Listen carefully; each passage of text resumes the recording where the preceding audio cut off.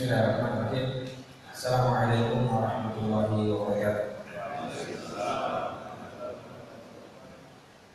Alhamdulillah, alhamdulillahil qawiyil matin, al-qahir al-zahir malikil haqqil mubin, la ya'zubu an 'ilmihi harakatun jamil.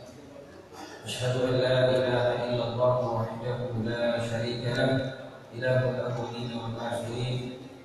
Iyyahu na'budu wa iyyahu nasta'in.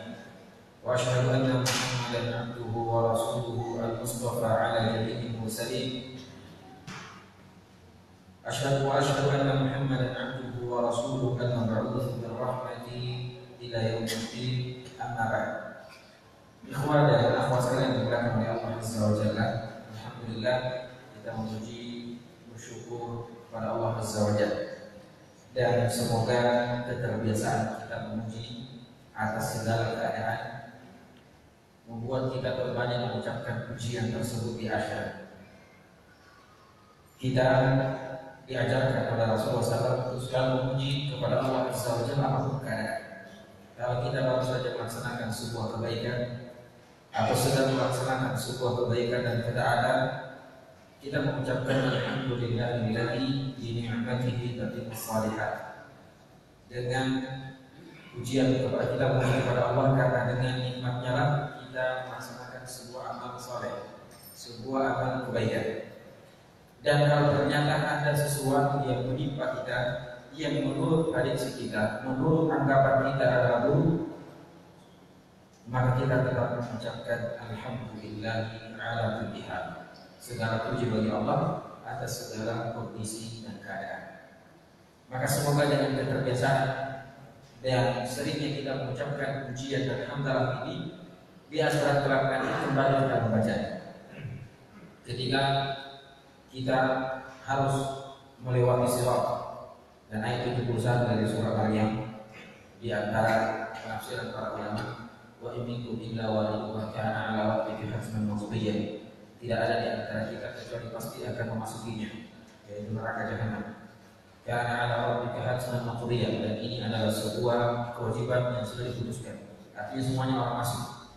Sebagian yang lain mengatakan maksudnya di sini adalah menyeberangi jembatan di atas neraka. Walaupun kami lebih cenderung pada makna memasuki, karena begitu banyak ayat Al-Quran dengan lafaz wari artinya masuk ke dalam neraka. Maka ayat itu menerangkan tidak ada di antara kita siapapun itu, bahkan termasuk al-mubasysyirina bil jannah, orang yang dijamin masuk surga tetap harus melewati. Ini menurut pendapat sebagian para ulama. Maka Abdullah bin Rawahah ketika membaca ayat ini selalu menangis karena mengatakan semua kita ada jaminan masuk, tetapi tidak ada jaminan keluar.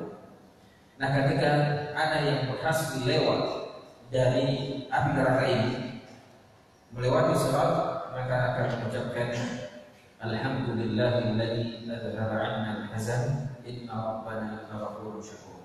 Semua kita kembali mengucapkan kalimat ini. Dan ketika masuk ke dalam surga, berhasil melewati neraka tadi, bermasuk ke zina al-nar 185 surah Al-Imran, wa udkhilal jannah, dia tergeser dari api neraka, masuk ke dalam surga, maka ucapan yang pertama kali diucapkan adalah alhamdulillahilladzi hadana li hada wa ma kunna linahtadiya laula an hadana Allah. Hanya karena pujian kepada Allah Subhanahu wa taala, seandainya bukan karena petunjuknya, maka kita tidak akan mungkin sampai ke surga. Sudah masuk surga, memakan apa yang dihidangkan oleh Allah, semua yang sudah disediakan oleh Allah dicicipi, dirasakan, maka kembali mereka mengucapkan wa akhiru da'wana alhamdulillahi rabbil alamin. Ucapan yang terakhir yang pantas diucapkan dari semua nikmat yang ada adalah pujian kepada Allah Azza wa Jalla. Maka kita yang berada di hari ini, man asbaha minkum aminan fi sirri mu'afan fi jasadi yajidu quta yawmi fa ka'annama hisat lahu dunya bi hadha kita. Siapa yang berada di suatu hari mendapati keluarganya, tetangganya, kampung halamannya, orang yang ada di sekitarnya aminan, merasa aman, tidak ada gempa bumi, tidak ada longsor, ya, tidak ada tanah yang menelan bumi atau menelan rumah, tidak ada tanah yang berubah tiba-tiba berubah menjadi lumpur dan bergerak.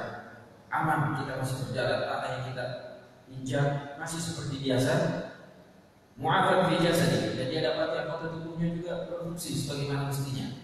Tangan masih bisa digerakkan, kaki masih bisa dilangkahkan, telinga masih mendengar, mata masih melihat, hidung masih bisa mencium aroma, dan yang lainnya semuanya masih berfungsi. Dia hidup utayomi, masih ada yang bisa kita makan hari ini, bukan untuk besok, bukan untuk 1 pekan, 1 bulan, tapi untuk hari ini ada masih ada yang bisa kita makan. Rasulullah SAW mengatakan orang yang seperti ini yang mendapatkan 3 nikmat ini, bahkan hisab dunia dihadapi riba, maka seolah-olah dunia telah berada dalam genggamannya. Namun 3 nikmat ini dikhoskan oleh Allah SWT telah kehilangan dari beberapa saudara kita di Donggala, dari saudara kita di Palu dan sekitarnya, yang mana mereka walaupun berita yang sampai ke kita hari ini agak aneh-aneh, tapi ketika orang tua kami pekan lalu dari Palu, katanya itu hampir setiap hari, walaupun tidak, karena sudah ada goncangan sebelumnya yang sangat besar, sehingga sebenarnya setiap hari masih goncang, cuma sudah tidak terlalu begitu sama seperti yang sebelumnya, sehingga mereka berangkat ya biasa-biasa. Hampir tiap hari itu masih ada gempa. Ya, dan bahkan ya Ustaz Iskandar Katu menceritakan kan setelah kembali dari sana, ya pernah beliau berikan briefing, ya pelatihan bagaimana saat gempa terjadi apa yang harus dilakukan. Dan saat briefing, ya beliau mengatakan jangan panik, ya harus tenang dan jangan keluar dari satu arah, ya harus ada yang kiri, ada yang ke kanan. Saat sedang ceramah seperti ini tiba-tiba gempa, ya ternyata Ustaz yang paling panik itu. Memang beda teori gitu. Karena Ustaz tadi kan Ustaz jangan panik, Ustaz kita yang bilang tadi, dia bilang saya panik, itu bukan panik karena di atas saya itu adalah ada beton. Yang kemungkinan saya tadi waktu sebelum bicara itu sudah memperhatikan kapan turbin saya harus geser. Nah, itu kata beliau walau. Itu jawabannya. Nah, ini kos kalian, saudara tidak di sana dan terhadap 3 nikmat yang kita sebutkan tadi, itu masih belum merasakan. Ya, maka istilahnya kami sekarang di Makassar, untuk saya tidak dan beberapa doa itu hampir sudah berapa kali ini mengadakan namanya trauma hidup, pelatihan trauma hidup. Karena kami juga ya, akan diutus bergiliran. Jadi bukan hanya tenaga yang diutus, bukan hanya bantuan yang diutus, tapi juga butuh orang-orang yang bisa mengembalikan semangat, ya, kembali semangat mereka, ya, dan keimanan mereka tentunya, dan mengajarkan para mereka hal yang baik, insya Allah. Walaupun yang diutus juga sudah melakukan hal ini. Nah, 3 nikmat tadi, ya, keamanan tempat dan seterusnya, itu mereka masih sampai sekarang. Mereka masih khawatir jangan sampai tiba-tiba tanah yang dibinjak itu tiba-tiba menjadi lumpuh. Karena ada beberapa daerah itu kan hanya segitiga itu. Tiba-tiba berjalan tanahnya, ya seperti lumpur, seperti air sungai berjalan, dan akan ada yang sampai bergeser, ya masjid.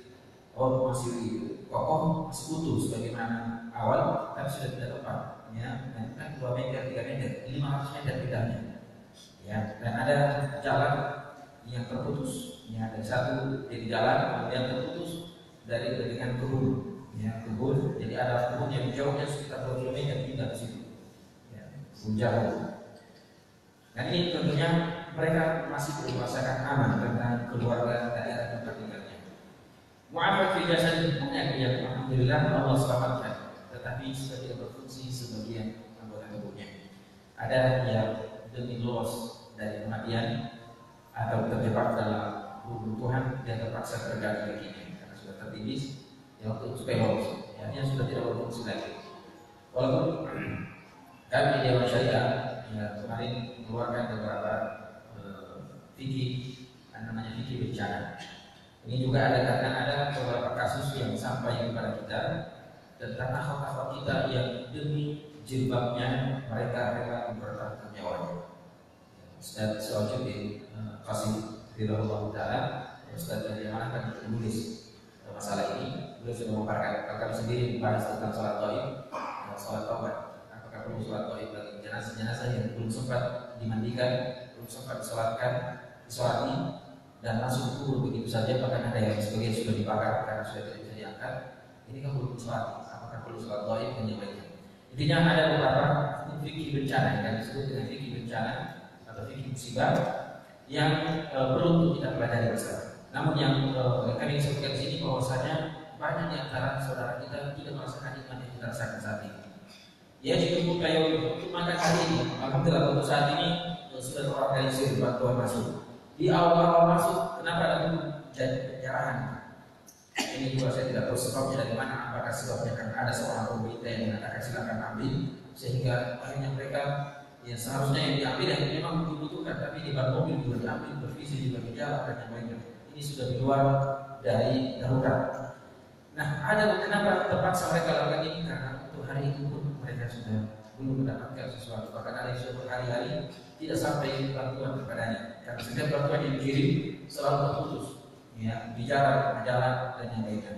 Lalu hal ini fokuskan yang memang saja. Tiga nikmat yang kita sebutkan tadi kita rasakan, sementara saudara kita di sana tidak atau belum merasakan secara sempurna seperti apa yang kita rasakan. Maka mari banyak bersyukur kepada Allah Azza wa Jalla dan buktikan syukur itu juga dengan memberikan bantuan kepada mereka. Salawat dan salam kita kirimkan kepada baginda Rasulullah SAW, seorang nabi dan seorang rasul yang memberikan contoh yang sangat baik kepada kita. Bagaimana persaudaraan yang hakiki. Ketika orang-orang muhajirin meninggalkan kampung halamannya, meninggalkan kota di mana mereka besar, di mana mereka mencari nafkah, di mana begitu banyak kenangan-kenangan indah di sana di Makkah Mukarramah, dan mereka tinggalkan demi keamanan agamanya. Dan sekarang saudara kita meninggalkan kampung halamannya demi keamanan insya Allah agamanya dan juga keamanan jiwanya. Mereka datang di beberapa tempat di Pindrang, di Makassar dan di tempat-tempat yang lainnya. Maka mari kita sebagai umat Rasulullah SAW ingin mencontohi beliau. Maka mari kita melakukan apa yang telah pernah dilakukan oleh Rasulullah dengan hal yang sama, dengan menjadikan mereka seperti saudara kita, dengan menyalurkan bantuan kepada mereka dan kita anggap mereka sebagai saudara kita, sebagaimana Rasulullah mempersaudarakan antara Muhajirin dan Ansar.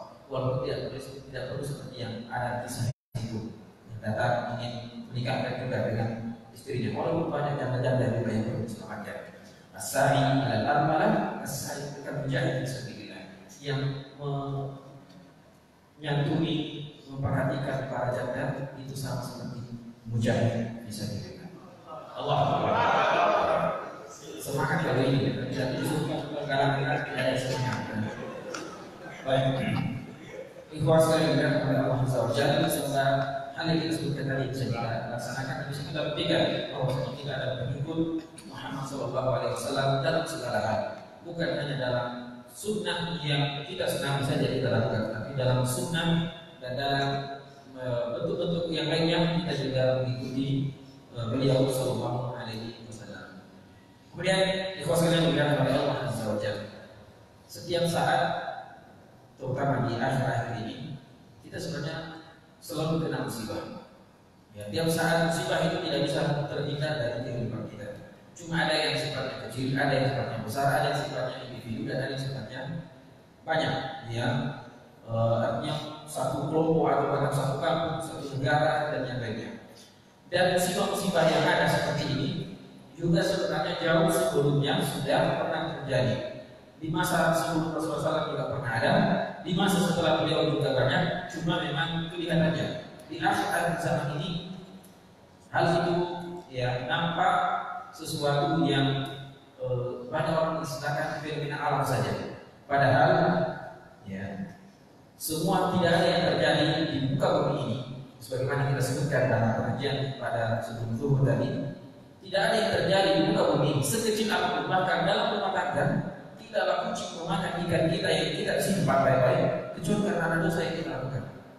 Tidaklah motor itu bahkan mogok ya, kecuali karena ada sebuah dosa. Padahal kita sudah servis baik-baik, tiba-tiba bermasalah, kecuali ada sebuah kesalahan, ada sebuah hal yang imam sebuah kesalahan kita lakukan atau ada sebuah sunnah yang kita tinggalkan.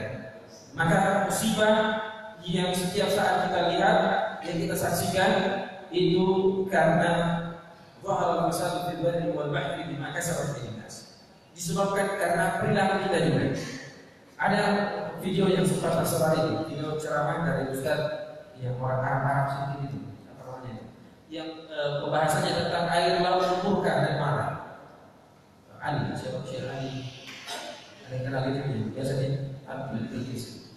Kalau saya berusaha mencari hadis itu apakah keadaan saya mendapat Syekh Ali Jabir. Apa namanya, lautan marah, kata beliau, waktu saya mendapatkan hadisnya, yang beliau menyebutkan bahwasanya lautan itu marah, maka kita izin setiap hari 3 kali untuk menghabisi manusia yang melakukan dosa dan melakukan pelanggaran. Nah, itu saya dimuliakan oleh Allah SWT. Ini musibah tidaklah terjadi kecuali ada hikmah di baliknya.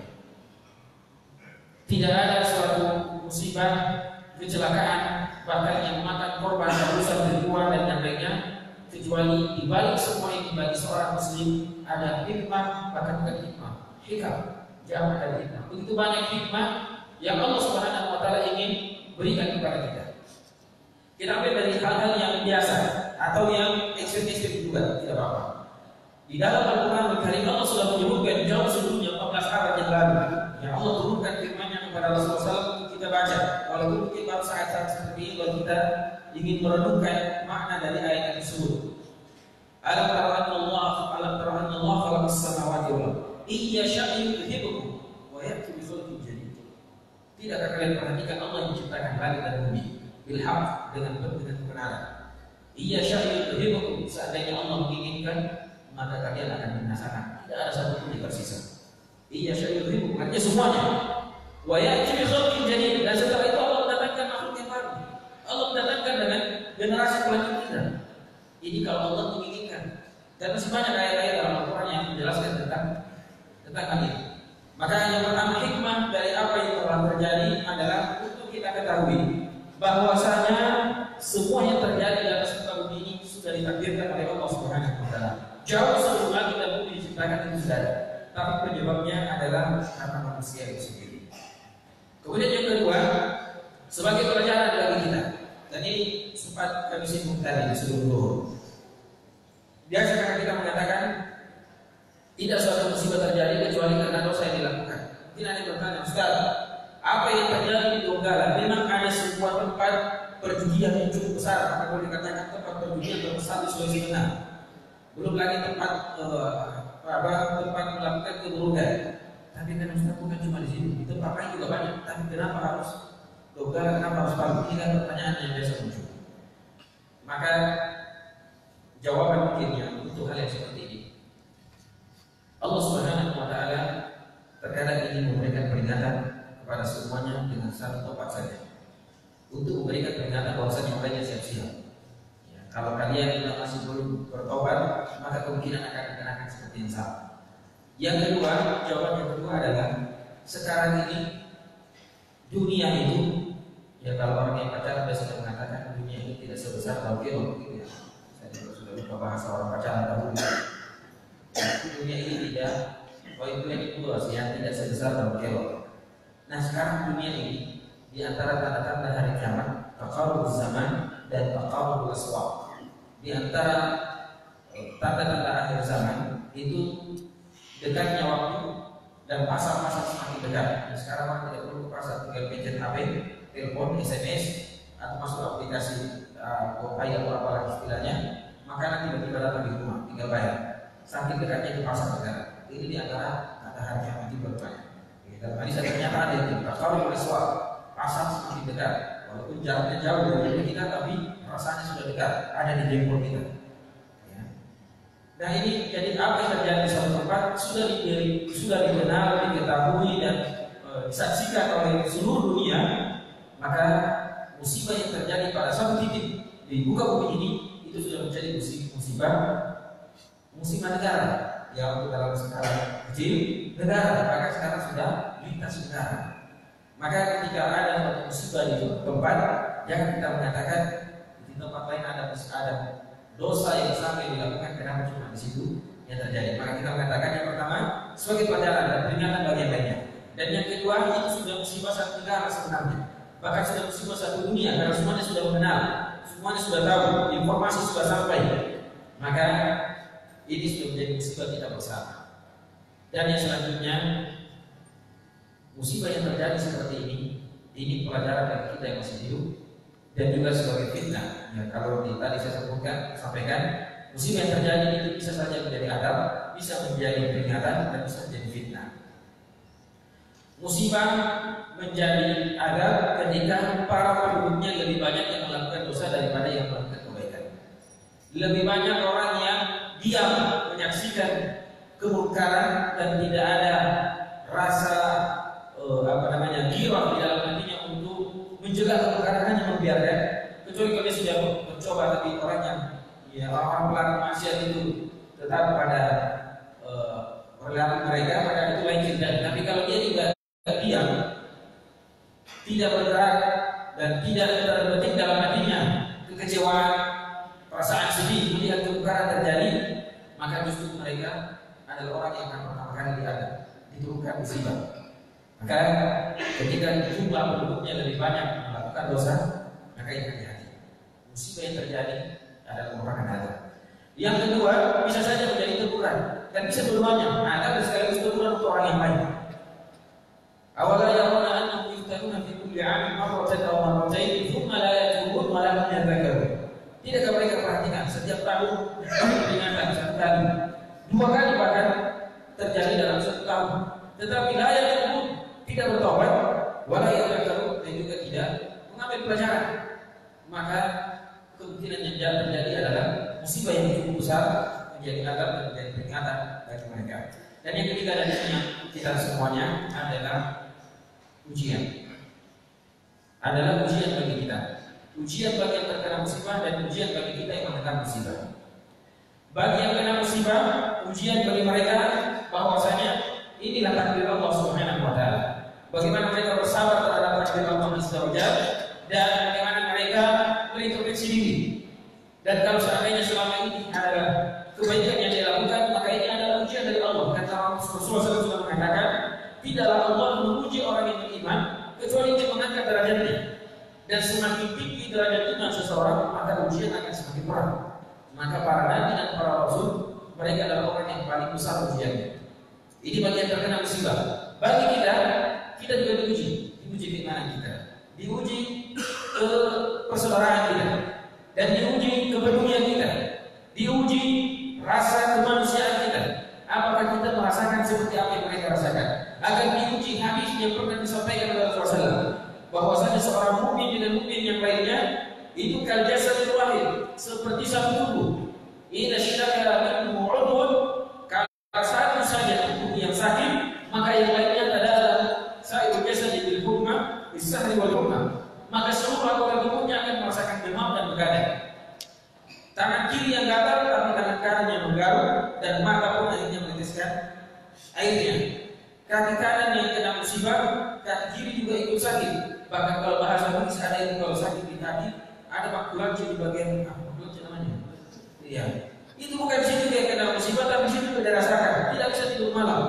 Itulah seorang muslim. Walaupun jauh jaraknya di sana, tapi kita akan diuji oleh Allah Subhanahu wa taala. Ujian keimanan, ujian persaudaraan. Kalau dunia dia syukur bahwa itu terbukti atau tidak, atau kita sudah sama sekali tidak punya peduli lagi. Dan kalau sudah tidak punya peduli, maka kemungkinan besar iman sudah dicabut dari hati kita. Dan ini bahaya. Kan banyak hadis-hadis yang film seperti lain dari mahadukum hatta yuhibba li akhihi ma yuhibbu li nafsihi. Tidak sempurna keimanan seseorang sampai dia mencintai apa dalam saudara-saudara sebagaimana dia mencintai dirinya. Maka itu sekalian yang dimuliakan oleh Allah Azza wa Jalla, musibah yang menimpa saudara kita adalah ujian bagi kita. Ujian dari masalah keimanan kita. Ujian dari apakah kita ingin membantu mereka atau tidak. Ujian apakah kita akan mendoakan mereka. Setidaknya minimal dalam sujud kita, dalam doa-doa kita sempat mengingat mereka. Kalau kita tidak bisa berbahasa Arab, maka dengan doa bahasa Indonesia pun harusnya kita sudah ucapkan untuk mereka. Maka ini pertanyaan, dan ini diantara hikmah dibalik musibah yang menimpa kita. Kemudian lebih spesifik lagi ke masalah bantuan. Apakah kita sudah memberikan bantuan kepada mereka? Mereka di sana yang terkena musibah, bahkan ada 2 kampung itu kemungkinan besar tidak akan dibangun lagi bangunan di atasnya. Cukup sudah menjadi kuburan massal. Karena sudah sangat ditakutkan. Satu kampung hilang tenggelam, ada yang tergeser. Mereka sudah orang-orang yang sudah tidak punya rumah. Ya, bahkan ada anak yang tidak tahu kemana orang tua. Ini juga sudah ya tenggelam dan yang lainnya. Begitu banyak ya anak-anak yang sudah tidak ketahuan kemana orang tuanya, wanita-wanita yang kehilangan suaminya, suami yang kehilangan istrinya dan anaknya, apalagi kalau masalah rumah dan yang lainnya, bahkan sudah berpindah tempat. Bahkan akhirnya sekarang kita di kalangan teman-teman para dai membahas tentang masalah hukum. Tanah yang berpindah itu apakah kamu sertifikatnya juga harus pindah? Ya, kan tanahnya pindah sampai 500 meter, bahkan ada yang sampai 700 meter. Kalau dari catatan pertanahan itu kan bukan situ tempatnya, tapi tanahnya turunnya, bahkan ada sekarang turunnya pindah, turun jagung yang ada beberapa videonya tersebar itu. Yang 2 kilo pindahnya itu jagung. Jadi lagi di sini kampung kami tidak ada jagung. Yang kami tahu kebun jagung itu 2 kilo dari sini, tapi sekarang ada di kami. Ini siapa yang milik jagung sekarang? Apakah yang punya itu atau yang milik jagung yang aslinya pindah tempat? Apakah sertifikatnya harus dirubah? Ini fikih yang harus dikaji. Nah, ikhwas sekalian dibilang oleh Allah Azza wa Jalla, mereka ini adalah orang yang sekarang tidak menentu kehidupannya dari segi duniawi.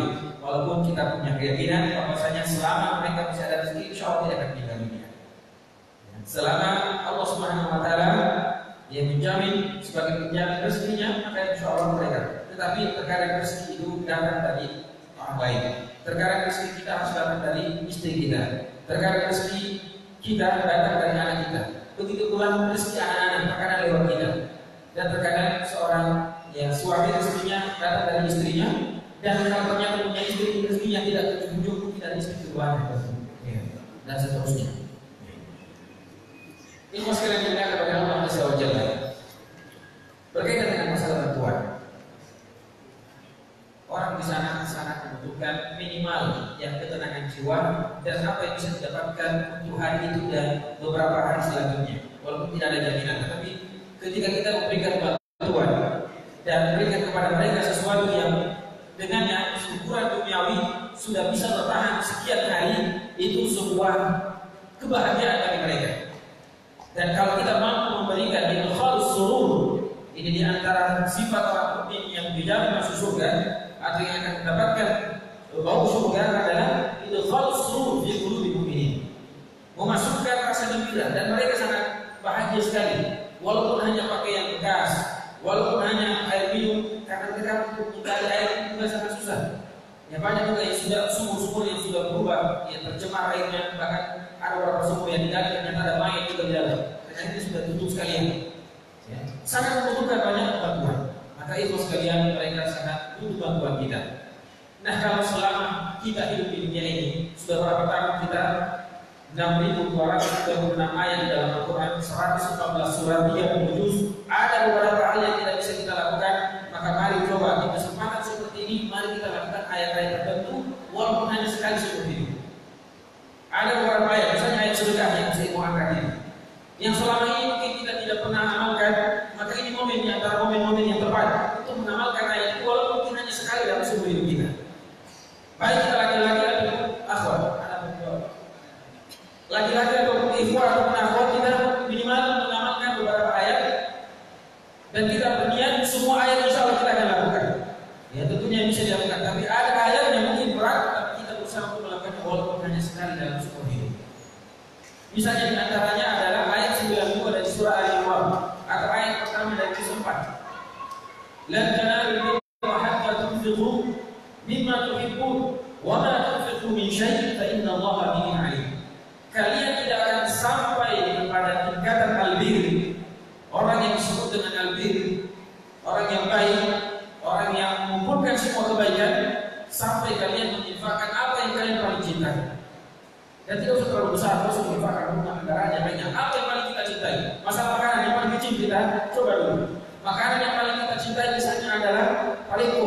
Marilah coba kita kirim paleko itu walaupun satu porsi kepada mereka. Ya, kalau tidak bisa kita basi, kalau mau dikirim ya harganya. Ya, untuk dititipkan. Apa yang paling kita cintai? Maka itulah yang coba mari kita infakkan sekali dalam seumur hidup kita. Kita amalkan ayat ini. Seorang wanita yang sangat mencintai kalung emas yang ada di lehernya, maka mungkin pada saat ini ada kesempatan untuk mengamalkan ayat ini. Lan tanalul birra hatta tunfiqu mimma tuhibbun. Tapi jangan sampai juga ada berlebihan. Ya, sampai berlebihan. Dan termasuk keluarga yang pertama bukan juga berlebihan, tetapi ingin mengamalkan ayat ini. Ya, dan ada orang yang mendengarkan nanti juga mengamalkannya. Ya, dia mengatakan Allah kita tidak akan sampai pada derajat albir sampai menginfakkan apa yang kita paling cinta. Istri saya bilang, yang paling saya cintai sekarang adalah suami saya, maka saya akan infakkan suami saya untuk berbagi dengan wanita lain. Kalau yang paling kita cintai adalah anak kita, suami kita, maka mari infakkan suami kita sementara untuk pergi ke Donggala. Ya, tidak usah ke wanita lain. Ke Donggala untuk berpartisipasi dalam membantu para korban. Ya, kami kemarin kampus di Makassar mengirim kurang lebih 20 mahasiswa serta pendampingnya, dan kami mendapatkan berita kalau tadi atau kemarin mereka alhamdulillah menurunkan bantuan dari Kalimantan, ya, satu kapal itu atau sekitar 80 mungkin bantuan diturunkan oleh mereka.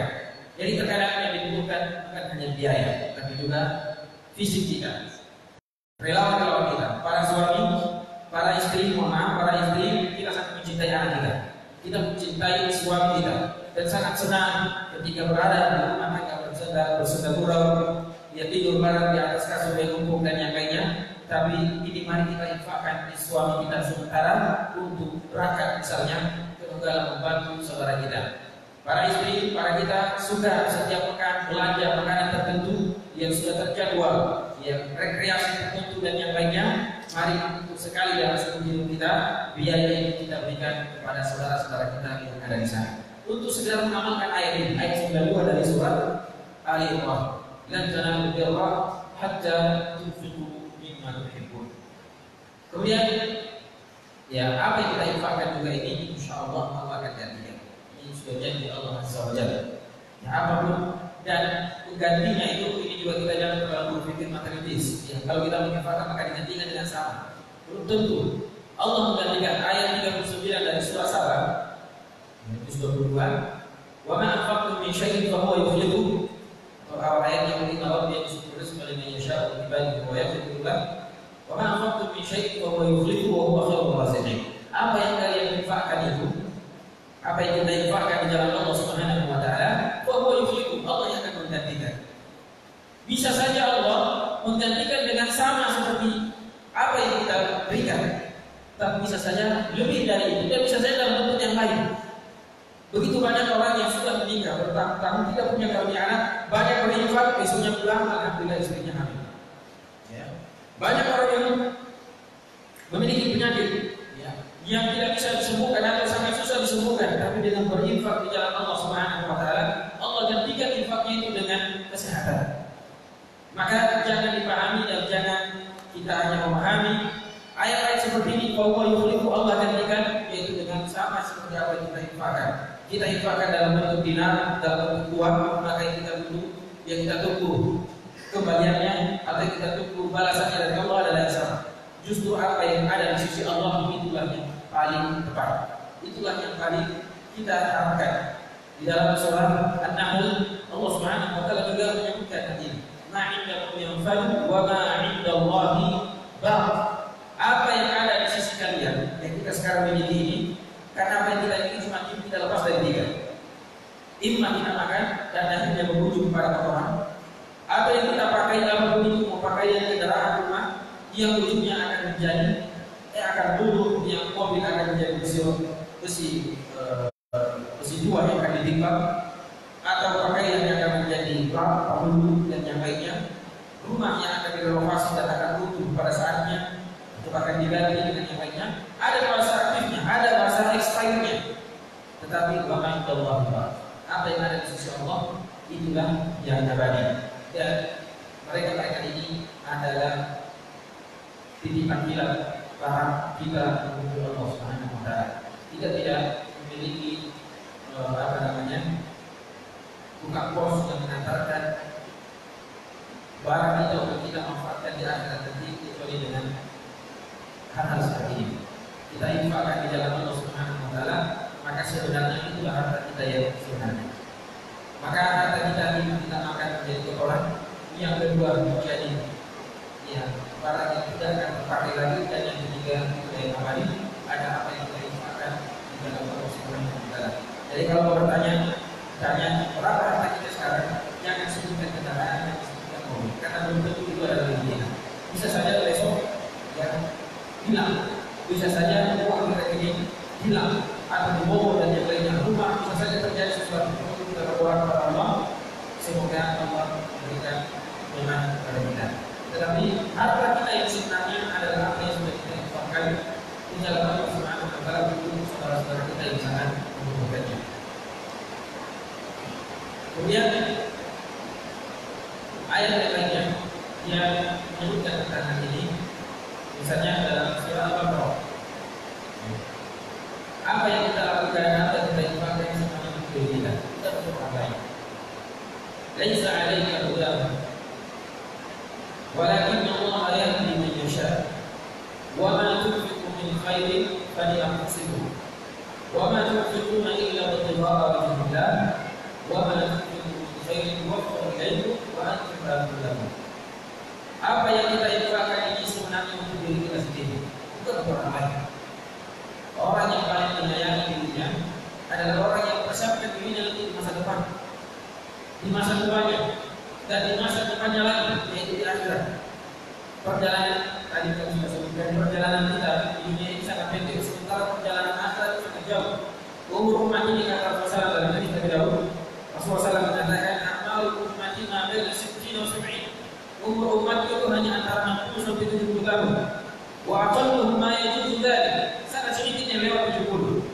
Coba kita bayangkan 70 tahun dilawan. Walaupun sampai 70 tahun itu kita melakukan ibadah sebelumnya, kemudian kita akan mengalami suatu masa yang kata Rasulullah atau Allah Subhanahu wa taala, "Wa inna yawman 'inda rabbika ka'alfi sanatin mimma ta'udun." Satu hari di sana bagaikan 1000 tahun di dunia ini. Lalu berapa yang harus kita kumpulkan dan berapa yang harus kita siapkan untuk menjalani perjalanan yang cukup jauh.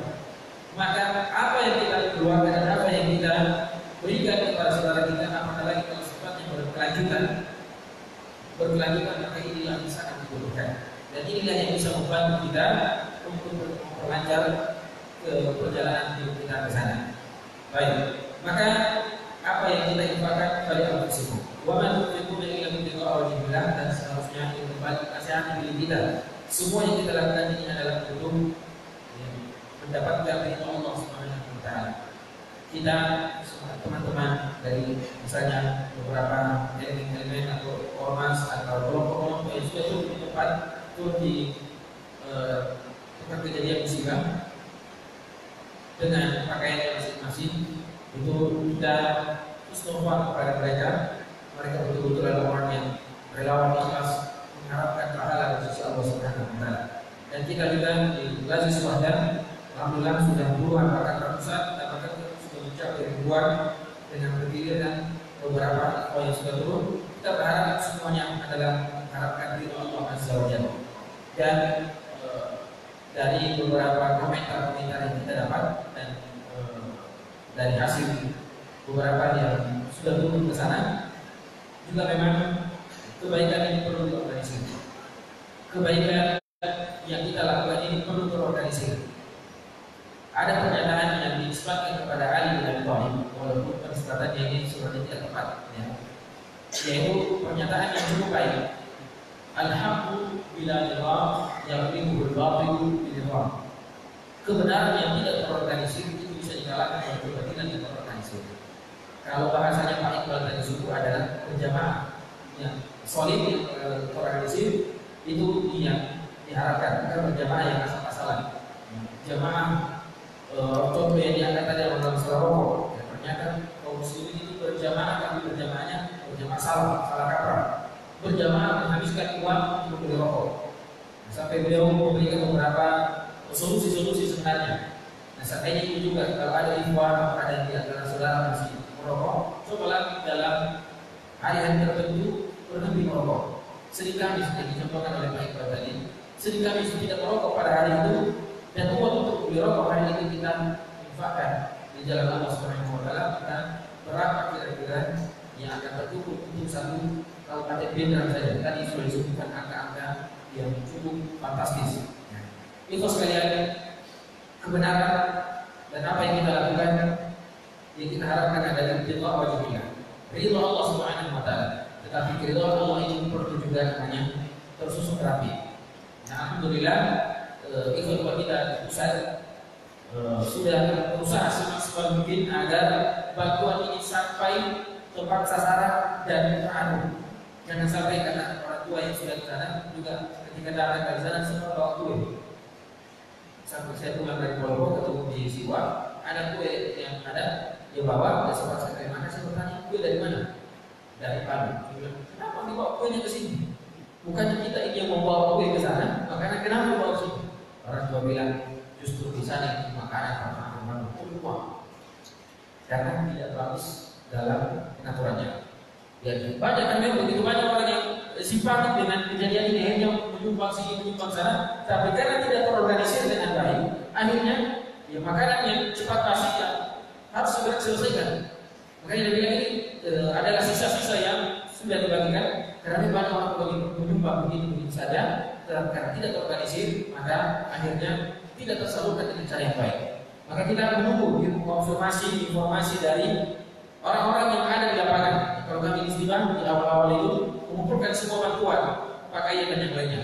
Setelah ada informasi pakaian stop dulu karena sudah cukup. Ya nanti kalau dibutuhkan baru kita akan ini. Makanya ditulis di bawah tidak lagi menerima donasi pakaian, tapi bantuan pakaian, tapi yang lainnya masih diterima.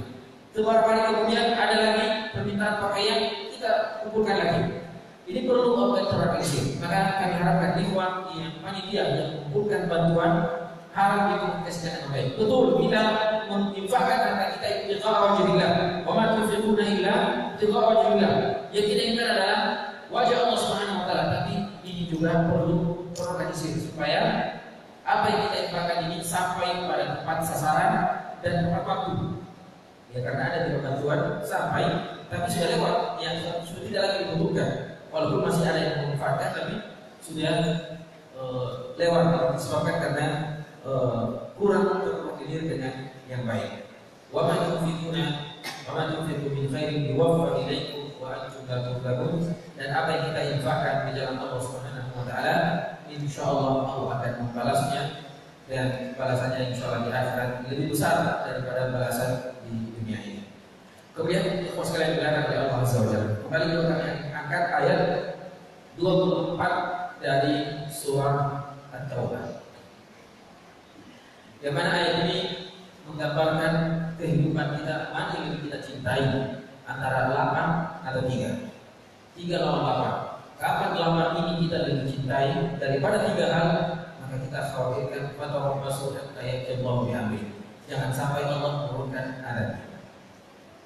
Bunyi ayatnya ini sudah sering dengar. Ayat 24 dari surah At-Taubah. Qul in kana aba'u wa abna'u wa ikhwanu wa azwajukum wa 'ashiratukum wa amwalun iqtarabtumuha wa tijaratun takhshawna kasadaha wa masakin tardawnaha ahabba ilaykum min Allah wa rasulihi wa jihadin fi sabilihi fatarabbasu hatta ya'ti Allah bi amrihi.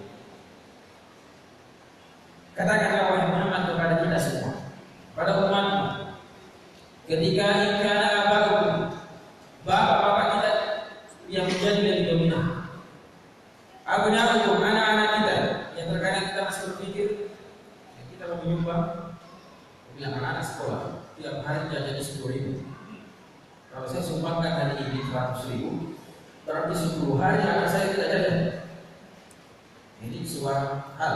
Bapak juga seperti itu. Ya terkadang jika ada bapak yang sudah bekerja, dan ini kesalahan. Dan kami di konsultasi syariah sering menyampaikan hal itu dalam ketika ada pertanyaan masuk tentang masalah pernikahan.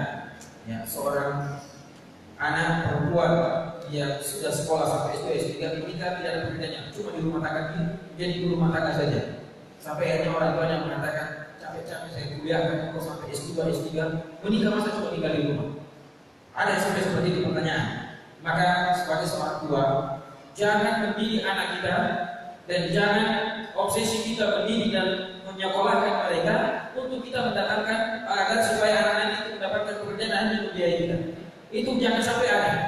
Kalau itu hanya ibadah duniawi, tapi insya Allah didik anak kita dengan baik, dengan iman kepada Allah Azza wa Jalla, beriman kepada syariat ini, maka otomatis anak itu kalau dia orang yang beriman adalah orang yang paling pandai berbakti kepada orang tuanya. Tidak perlu dihitung itu berapa pengeluarannya selama ini. Maka kesalahan dari sebagian orang tua dalam mendidik anaknya adalah obsesinya dalam pendidikan dalam menyekolahkan adalah supaya anak itu nanti dapat pekerjaan dan dia akhirnya nanti membiayai saya kalau sudah tua. Maka kita sebagai seorang anak, kunikah abang, jangan sampai gara-gara orang tua menyebabkan kita meninggalkan 3 hal. Begitu pula anak kita sekarang sebagai seorang tua akhirnya tidak mau berjuang di jalan Allah Subhanahu wa taala karena selalu menunjukkan anak kita. Tidak mau terjun dalam medan dakwah, tidak mau terjun dalam medan perjuangan, tidak mau menginfakkan sebagian harta karena selalu berpikir apa jajannya anak saya nanti ke depan 3 hari 4 hari yang mereka sudah ada hitung-hitungannya ya 10.000 setiap hari pakai jajan. Maka kalau hari bisa menyumbang 100, maka berarti 10 hari anak saya. Kalau ini yang selalu dipikir, hati-hati ada lanjutan ayat ini. Kunikah abang, wa abna'ukum, wa ikhwanukum. Saudara juga sama. Ada beberapa saudara dan saudari. Jangan sampai karena bisikan-bisikan saudara ini menghalangi kita melakukan sebuah sunnah, melakukan sebuah perjuangan, sebuah kebaikan. Jangan sampai bisikan ini. Ya, karena saya pengalaman ketika ingin melakukan sesuatu di antara sunnah-sunnah Rasulullah SAW, banyak dari keluarga yang membisik-bisikkan sesuatu. Tapi alhamdulillah, ya, dengan mengucapkan tekad yang baik dan menyampaikan ayat-ayat seperti ini, alhamdulillah tidak timbul. Maka jangan sampai anak kita, bapak kita, saudara kita, keluarga kita yang lainnya, orang tua, mertua dan yang lainnya, kerabat-kerabat yang lainnya menghalangi kita untuk berjuang di jalan Allah Subhanahu wa taala, menghalangi kita untuk melakukan sebuah kebaikan, menghalangi untuk datang ke Donggala atau ke Palu. Jangan sampai hal ini. Abakum wa abna'ukum wa ikhwanukum wa azwajukum. Nah, istri-istri hati-hati. Jangan sampai istri yang menjadi penghalang kita dalam berjuang. Di dalam masalah tertentu, tadi saya barusan lihat video seorang tua atau boleh dikatakan relawan paling tua yang ada di Donggala, yang dari Gorontalo kalau nggak salah. Ya, dari Gorontalo ya. Kabupaten dari orang tua, Pak orang tua sendiri, kemudian dari Gorontalo dan juga Mason orang tua, mertuanya adik. Di antara orang tua yang ikut berlawan, tadi pamitan. Sempat di antara nasihat-nasihat dan wejangan-wejangannya kepada para relawan-relawan yang ada ikhlas dan seterusnya. Kemudian beliau mengatakan, insya Allah saya akan kembali lagi datang ke sini kalau istri saya mengizinkan. Nah ini, masya Allah. Ya walaupun sudah tua dan berani, tetapi tetap menjaga perasaan istrinya, tetap selalu minta izin. Tapi seorang istri tidak boleh menghalangi suaminya melakukan kebaikan. Tapi jangan tahu bilang kebaikan poligami yang menghalangi. Tidak. Tapi kalau itu adalah sebuah kebaikan, kenapa harus dilarang? Maka jangan sampai istri kita menjadi penghalang untuk melakukan kebaikan, penghalang untuk melakukan perjuangan, menjalankan ibadah, menjalankan sunnah, menjalankan sesuatu, walaupun semuanya perlu koordinasi yang baik. Semuanya tentunya yang hadir dalam pertemuan tadi insya Allah sudah paham. Kalau misalnya tidak paham silakan tanya Ustaz Tabrani yang sudah khatam dari tadi malam. Baik. Kana abakum wa abna'ukum wa azwajukum wa 'ashiratukum wa amwalun iqtaraftumuha. Dan harta yang kita kumpulkan itu yang menjadi perhitungan, pertimbangan yang selalu menjadikan kita tidak berjuang di jalan Allah. Wa tijaratun takhshawna kasadaha, dan juga perdagangan bisnis yang menjadi salah satu yang selalu menjadi tolak ukur. Kita berangkat, tidak berangkat, menginfak atau tidak, bagaimana bisnis? Selalu menjadi bisnis yang menjadi pertimbangannya hati-hati. Waktu masakin tardawna, tempat tinggal yang kita cintai, yang selalu menjadi pertimbangan dalam perjuangan. Ahabba ilaikum minallah, kita lebih mencintai delapan ini daripada Allah. Allah sudah mengatakan lan tanalul birra hatta tunfiqu mimma tuhibbun. Allah sudah mengatakan wa anfiqu mimma razaqnakum, dan selainnya. Ahabba ilaikum minallah wa rasulihi. Rasulullah sallallahu alaihi wasallam sudah mencontohkan persaudaraan yang baik. Wa jihadin fi sabilillah, dan berjuang di jalannya. Kalau kedelapan ini mengalahkan 3 ini, wattaqus, hati-hati. Tinggal tunggu waktu hatta ya'ti Allah bi amri. Allah Subhanahu wa taala akan turunkan adabnya kepada kita. Maka ibu sekalian, hati-hati dengan hal yang seperti ini. Jangan sampai kita lebih mencintai kedelapan tadi. Memang Allah Subhanahu wa taala sendiri sudah menanamkan dalam hati kita untuk mencintai hal itu. Ayat 15 mungkin ya, dari surah Al-Imran. Zuyyina lin-nas hubbu syahawat minan nisa wal banin wal qanatir al-muqantarati min adh-dhahabi wal fiddati wal khayl al-musawwamah wal an'am wal harth dzalika mata'ul hayatid dunya. Zuyyina lin-nas. Allah Subhanahu wa taala sudah membuat hati manusia itu untuk mencintai yang namanya hubbu syahawat minan nisa, untuk mencintai yang namanya perempuan. Laki-laki mencintai perempuan, dan wanita mencintai laki-laki, itu sudah fitrah. Bahkan ya laki-laki memiliki kemampuan sebagaimana wanita juga memiliki kemampuan yang sama. Seorang ibu mampu mencintai 4 anaknya dengan cinta yang sama dan tidak perlu dibagi, cukup ditambah dan dikali. Seorang istri, seorang ibu mampu mencintai berapapun anaknya dengan cinta yang sama, maka seorang laki-laki juga memiliki kemampuan menata hati untuk mencintai 4 wanita dengan tidak perlu dibagi-bagi. Zuyyina lin-nasi hubbu syahawati minan nisa. Ini mohon maaf kalau ini bahasanya, memang ini bagian saya. Zuyyina lin-nasi hubbu syahawati minan nisa wal banin. Kita memang sudah fitrah dalam jiwa kita untuk mencintai istri kita, mencintai suami kita, dan mencintai anak-anak kita. Ini sudah fitrah Allah Subhanahu wa taala tanamkan dalam hati kita.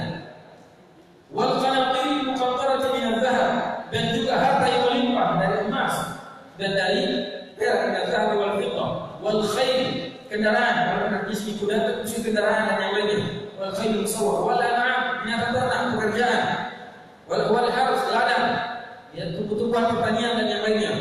Namun semua itu kata Allah Subhanahu wa taala, dzalika mata'ul hayatid dunya. Semua itu hanyalah kehidupan dunia sementara. Al-malu wal banun zinatul hayatid dunya, itu hanyalah perhiasan dunia. Maka di ayat selanjutnya Allah mengatakan, qul a'udzu bi khairin min dzalikum. Maukah kalian aku sampaikan dan katakan, memberitahukan yang lebih baik dari semua itu? Yang lebih baik bagi orang-orang yang lilladzina taqaw inda rabbihim, orang-orang yang bertakwa, yaitu surga Allah Subhanahu wa taala. Dan surga Allah itu tidak murah. Ala inna sil'atallahi al-jannah, ala inna sil'atallahi ghaliyah, ala inna sil'atallahi al-jannah. Ketahuilah perdagangan Allah itu sangat mahal. Ketahuilah perdagangan Allah adalah surga, dan surga ini adalah mahal. Dan Allah Subhanahu wa taala memerintahkan kita untuk bersegera. Wasari'u ila maghfiratin min rabbikum wa jannatin 'arduha as-samawati wal ardu u'iddat lil muttaqin. Ayat 133 dari surah Al-Imran dan 21 dari surah Al-Hadid. Sabiqu ila maghfiratin min rabbikum wa jannatin 'arduha ka'ardis samai wal ardu u'iddat lil ladzina amanu, dan seterusnya. Maka urusan akhirat, urusan ini yang harus kita lebih dahulukan. Walaupun kita sebagai manusia biasa mencintai istri kita, mencintai suami kita, mencintai anak kita, mencintai harta kita, tapi ada yang harus kita lebih cintai, yaitu surga Allah Subhanahu wa taala. Kita di dunia ini berusaha untuk membangun rumah, tapi ingat suatu saat akan ditinggalkan. Ada rumah kita yang abadi, yang perlu untuk kita bangun. Ada rumah yang di sana yang Allah Subhanahu wa taala sudah janjikan. Janganlah seperti istri Firaun yang mengatakan bahwa dia tidak ingin baitan fil jannah. Jangan sampai kalau kita selama ini hanyalah ya Allah berikan saya rezeki untuk bisa membangun rumah di dunia ini. Ya hanya itu yang doa kita. Tapi sekali-sekali cobalah membaca dan berdoa seperti doa istri Firaun. Rabbi bini indaka baitan fil jannah. Ya Allah berikan saya kemampuan untuk membangun rumah di surga. Dan rumah di surga bisa kita beli dengan dunia. Rumah-rumah di surga bisa kita beli dengan rupiah-rupiah kita, dengan cara menginfakkan di jalan Allah Subhanahu wa taala. Maka itu sekali lagi kita memang mencintai apa yang kita miliki, tetapi jangan sampai kecintaan itu melebihi kecintaan kita kepada apa yang ada di sisi Allah Subhanahu wa taala. Wanita bisa saja mengelabui kita, anak kita bisa saja mengecewakan kita. Begitu pula dengan saudara dan yang lainnya. Tetapi Allah tidak akan pernah Allah tidak pernah menyelisihi janjinya, dan Allah tidak pernah menyia-nyiakan apa yang pernah dilakukan oleh hamba-Nya. Wa ma tunfiqu min khairin fa innallaha bihi alim. Sedikit apapun yang kita sumbangkan di jalan Allah, Allah Maha tahu. Dan keberkahan dan pahala sebagaimana ditetapkan oleh para ulama dalam sebuah kaidah, al-ajru ala qadri masyaqqah. Ini yang sering kita dengarkan. Tapi ada sebenarnya yang lebih cocok adalah al-ajru ala qadri manfa'ah. Yang sering kita dengarkan adalah al-ajru ala qadri masyaqqah. Pahala ganjaran itu sesuai dengan beratnya yang kita lakukan.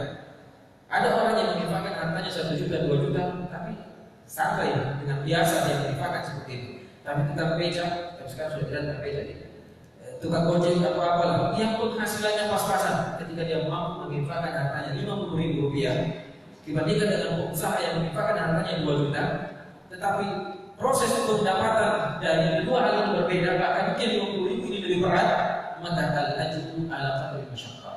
Pahala itu sesuai dengan kemampuan, sesuai dengan masyaqqah, kesusahan dan hal yang semisal dengannya dia rasakan. Namun ada kaidah lain yang menyebutkan juga ini untuk bagi yang bisa memberikan manfaat lebih besar. Al-ajru ala qadri manfaat. Pahala itu juga tergantung sebesar apa manfaat yang dia sumbangkan. Bukan sekedar juga masyaqqahnya, tetapi sebesar apa manfaat yang dia infakkan di jalan Allah Subhanahu wa taala. Maka ikhwas sekalian, musibah yang terjadi yang menimpa saudara kita di sana begitu banyak hikmah di antaranya dalam melatih kita. Kalau kita hanya akan kehilangan 100.000, 200.000, 1 juta, ikhwah kita di sana sudah kehilangan keluarganya, kehilangan bapaknya, kehilangan ibunya, kehilangan anaknya, kehilangan istrinya, kehilangan tempat tinggal, kehilangan harapan hidup. Banyak yang sudah tidak tahan, ya. Tidak tahan, maka sekarang masih hidup di tenda-tenda. Diminta untuk kembali, rumahnya masih utuh, tapi tidak pernah mau masuk lagi. Kenapa? Khawatir roboh. Ya, khawatir ada rumah yang sudah tidak tempat dan yang lainnya. Kita ini saat ini mungkin akan hanya menyumbang beberapa saja, dan mungkin dengan adanya usaha yang masih bisa kita dengannya bisa mengembalikan hal itu. Sementara saudara kita di sana tidak ada harapan. Untuk sementara ini belum ada harapan. Ya, walaupun ada, katanya ada pernyataan dari seorang nomor 1 di sebuah negara tertentu mengatakan 2 minggu bisa diselesaikan. Wallahu a'lam. Saya tak tahu dari negara mana itu bicara. Maka, namun ya kita lihat dari pernyataan beberapa orang yang sudah turun di lapangan, kemungkinan ya setahun 2 tahun ini baru bisa pulih. Ya. Maka bersiaplah, bukan kita berinfak membantu mereka dengan apa yang kita miliki, dengan jiwa kita, dengan harta kita dan doa-doa kita, jangan untuk hari ini saja, tapi masih ada selanjutnya. Jadi kalau sebelumnya sudah ada penggalangan dana dan sekarang akan menggalang lagi, jangan pernah bosan, karena saudara kita setiap saat membutuhkan di sana. Ya, bahkan hari ini kita kirimkan misalnya, besok lusa, pekan depan, bulan depan masih sangat membutuhkan, karena mereka belum ada yang kembali ke rumah. Ada rumah yang sudah hancur, berarti harus dibangun dari awal. Ada yang masih utuh tapi sudah tidak memungkinkan untuk masuk karena dikhawatirkan. Ada yang retak tapi mau tidak mau harus direnovasi. Memang masih berdiri tapi ya supaya amannya harus dibongkar, hancur lagi. Ya sebagaimana kantor-kantor DPD atau kantor-kantor ikhwan kita di sana juga, sekolah-sekolah itu juga sama. Ya. Maka bantuan dari kita sangat diharapkan, dan tentunya yang kita harapkan dari Allah hanyalah pahala darinya, dan semoga Allah Subhanahu wa taala memberikan kekuatan kepada kita untuk bisa selalu membantu saudara-saudara kita dengan apapun yang kita miliki, dengan niat yang ikhlas dan juga mengikuti jejak Rasulullah SAW dalam membantu saudara-saudaranya dan dalam memberikan bantuan kepada yang datang. Jadi yang perlu dibantu ini bukan hanya di sana, tapi juga yang datang ke kita. Ya, yang ada di Pindrang, yang ada di daerah-daerah tertentu, di Makassar juga lumayan banyak, bahkan tetangga misalnya di depan Setiba, di perumahan Gubernur juga ada posko ya, pengungsian di sana. Maka di sini juga saya kira ada beberapa titik, maka mari kita meringankan beban mereka dengan apa yang kita miliki. Inilah mungkin yang bisa kami sampaikan. Mungkin panitia silakan mengambil alih dengan jalan, dan kalau ada pertanyaan nanti saya serahkan ke panitia untuk mengatur. Ada wajazakumullahu khairan. Wassallallahu ala nabiyyina Muhammadin wa ala alihi wa sahbihi wa sallam. Wa akhiru da'wana alhamdulillahi rabbil alamin.